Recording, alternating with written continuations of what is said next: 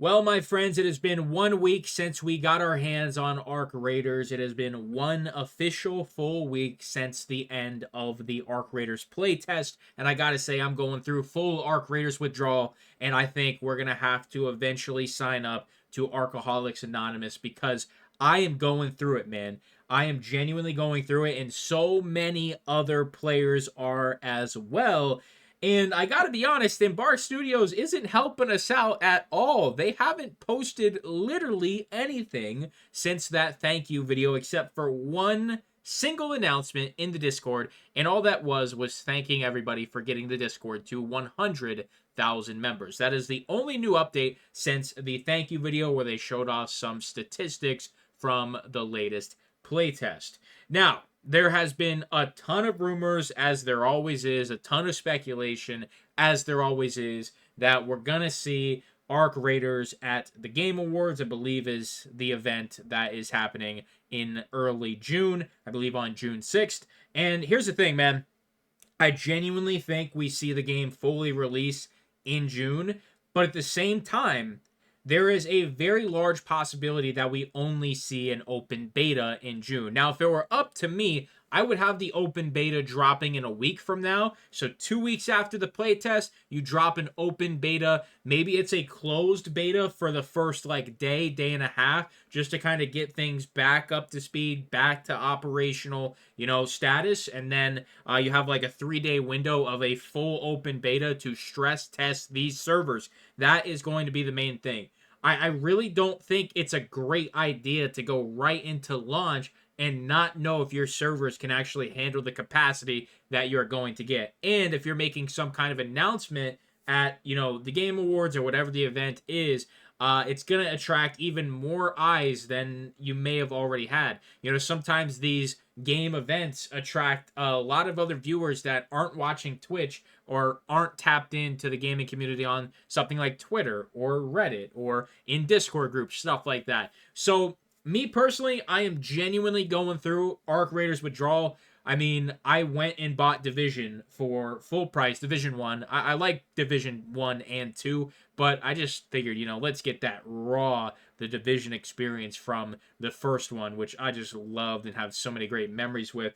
I paid full price, 30 bones, just to get a little hit, just to get a little taste, and it definitely worked. I will say, if you are in the same boat as I was, like a day and a half ago, just still after 5 days, full Arc Raiders withdrawal, no game is doing it for you. You just feel defeated in life.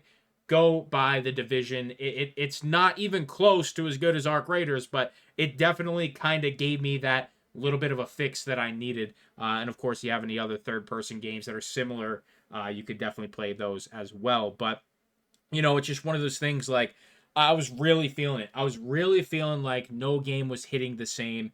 And I genuinely think Arc Raiders and Embark Studios, obviously Embark is the developer and the publisher of Arc Raiders, but I think not even giving us any teasers additionally, not giving us any other info, not being active on the socials at all is slightly concerning. I think it does get to a point where you need to be posting every 3 to 4 days just to keep the players engaged with your game and your content, and not to get too disconnected, because obviously there's a ton of hype right now. But if their Twitter account and their Discord and all their other socials go completely silent for like a month, I don't think that's a good look. I don't think you just release the playtest and then you go dead silent and then maybe shadow drop during the game event here in June. I think you tease us. I think you drop hints. I think you make it fun. Do something like Tarkov does, where they release teasers in the form of things you have to decode and little Easter eggs, and take us on a wild goose chase and or maybe a wild rooster chase. Get us involved with Scrappy a little bit, man. But in all seriousness, I genuinely think they got to do a little bit more when it comes to just satisfying the players.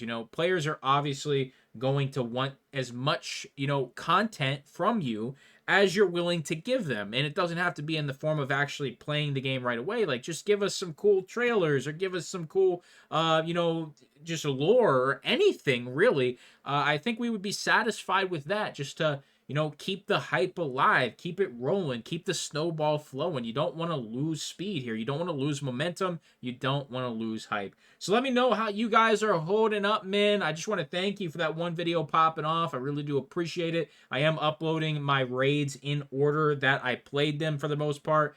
So, you know, some of my raids, they definitely aren't great, but they will start getting better. I don't know how much more content I have for you guys. I know I have shorts for like another week at 1 short a day. I think I have like 7 more shorts for you guys. And then as for actual raids, I think I have like another 2 hours of footage. I can try and find a couple of better raids for you.